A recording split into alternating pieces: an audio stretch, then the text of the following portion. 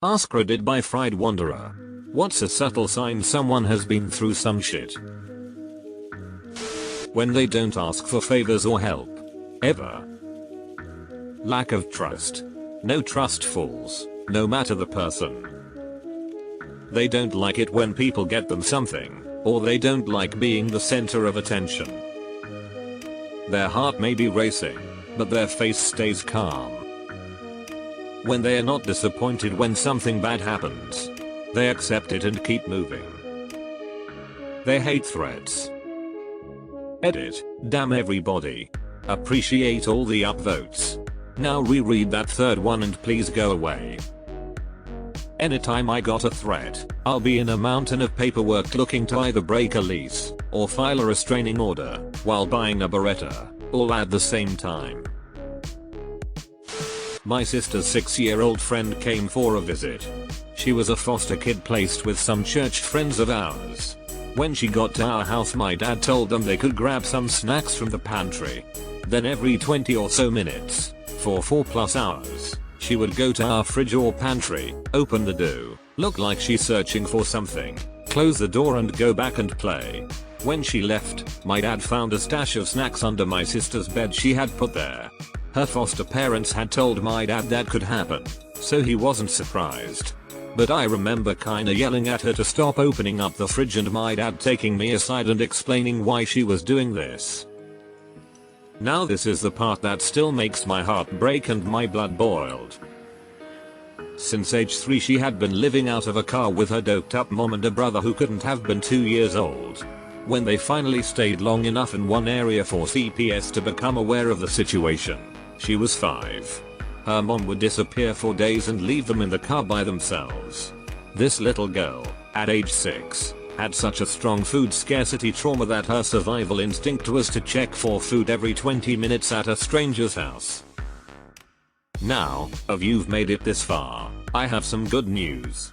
That girl and her brother were adopted by that foster family shortly after and have grown up relatively well. But I will never forget the survival instincts present in that little girl's eyes. Disproportionate reactions.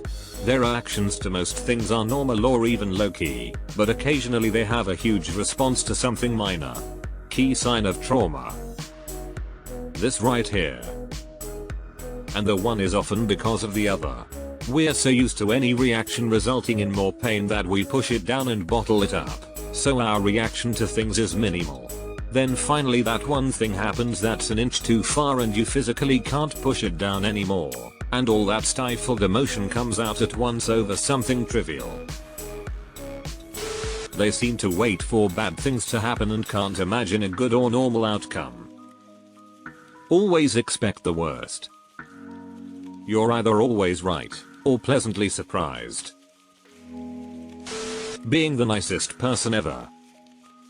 Of all the people I know, the nicest and most thoughtful, or caring are usually the one who have been through some shit.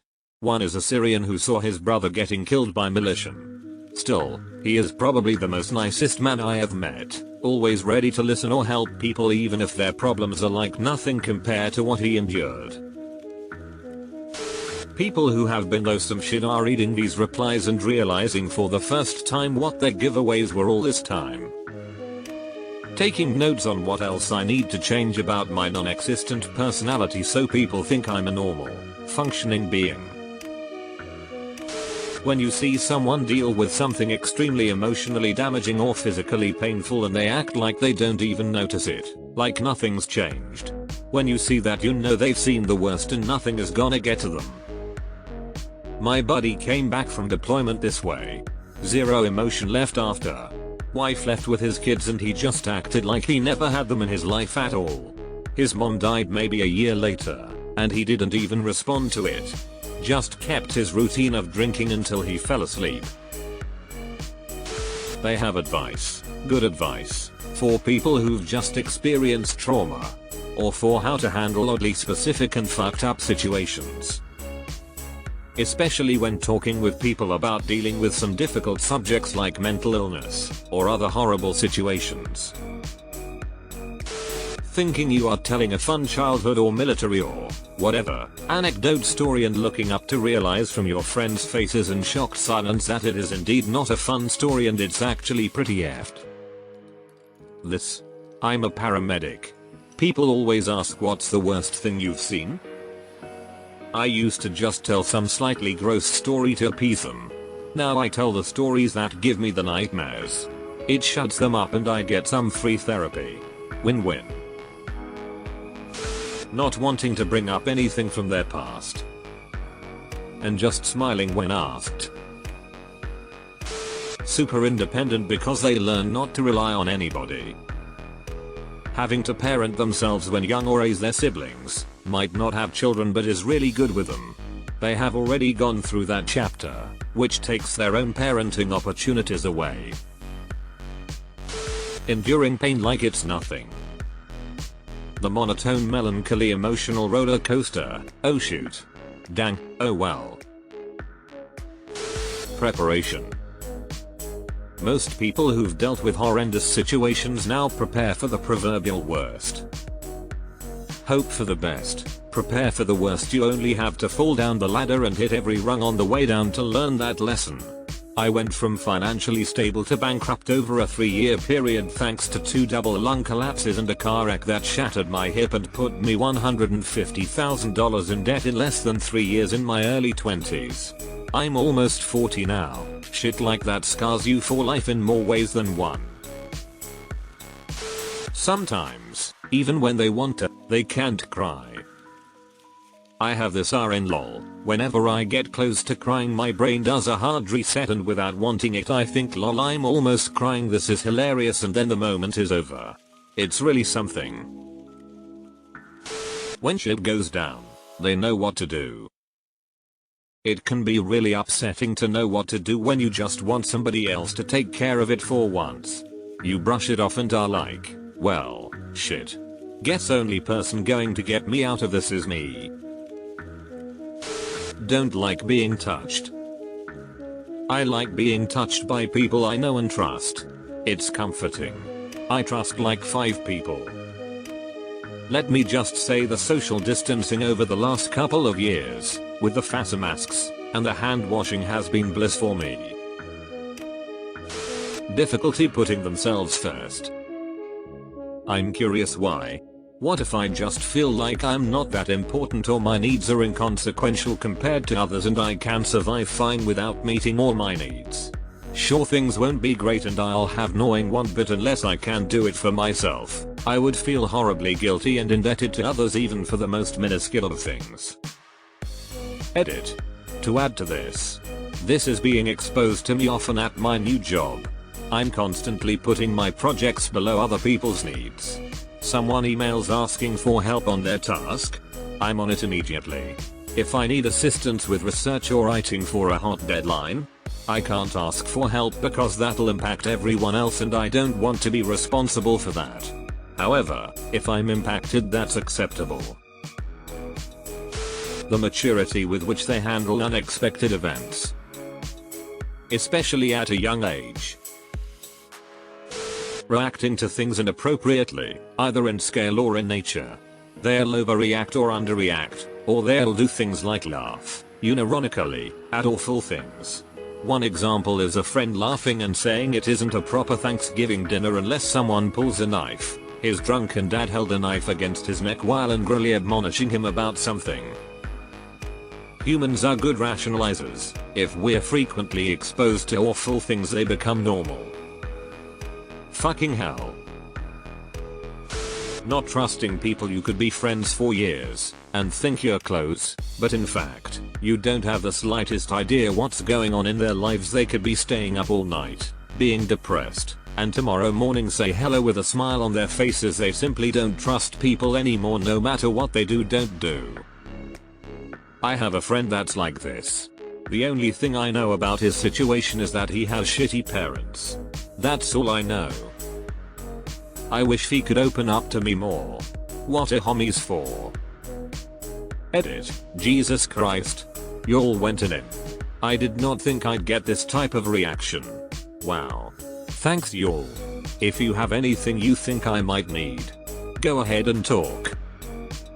Edit 2. 8 boys. I got a plan. I'ma just be his homie and do everything in my power to make him forget about it. Thanks a lot to everyone who replied. This was much needed help. Apologizing often for things not their fault. Absolutely. I came here to say this. It's a defense mechanism. Saying you're sorry equals mama not beating you. It bleeds into adulthood and becomes your go-to reaction to avoid pain. Deleted. Oh god, the facial expressions one. I'm always told smile. I've never seen you do it before and then I try to but I just can't and I get too scared to explain that I struggle with smiling and they just wait for me to smile and I don't do anything because my body won't let me react in a reasonable way and it's slightly less awkward than running away but things still get really awkward and it's horrible. The worst part is that I want to smile for them, even if I don't have any other reason to, but I just don't. Being able to put themselves in other people's shoes even in the worst situation plus always feeling guilty about something. So true, always having empathy for people because you don't know what they're going through and you know how it feels to be forced into seemingly bad decisions actions because you're just trying to survive. Children who grow up in dysfunctional homes where there's a lot of fighting and arguing when they are adults, tend to hate confrontation. They lack self-esteem and much more easily believe people who gaslight them. They don't easily stand up for themselves. This can go either way. They end up screamers and yellers themselves or they, as you said, avoid confrontation. Honestly, empathy and understanding. Many have heightened senses of empathy naturally, but oftentimes the people who really care for others shows me that they themselves have really needed it at some point. I think the saddest people always try their hardest to make other people happy, because they know what it's like to feel absolutely worthless and they don't want anybody else to feel like that. Robin Williams. Their reaction to unexpected stress. If, for instance, you startle someone and their reaction is atypical, defensive or offensive stance, dropping to the ground, or otherwise very pronounced, followed by anger, that's a sign they have spent a lot of time in life-threatening situations. Also, if everyone around is panicking, but they are very calm and collected, that is an indication of living in a state of extreme prolonged stress. Yes, they don't go into survival mode, they live in survival mode. They almost never get surprised or shocked. Or very easily startled. You probably talk to them about your problems but you can't tell if them have any or if they've ever told you theirs. Also, you don't know much about them despite talking to them for a long time. Elusiveness hides things. People who are very closed off. I've always known that I'm a really private person but I've recently made the connection about why I'm closed off to such a degree. When you've been through some shit in your life, sometimes the idea of anyone knowing any intimate detail about you can be taxing and even scary. Deleted. It is what it is. Well, I mean, if it happens, it happens. If it doesn't, it doesn't.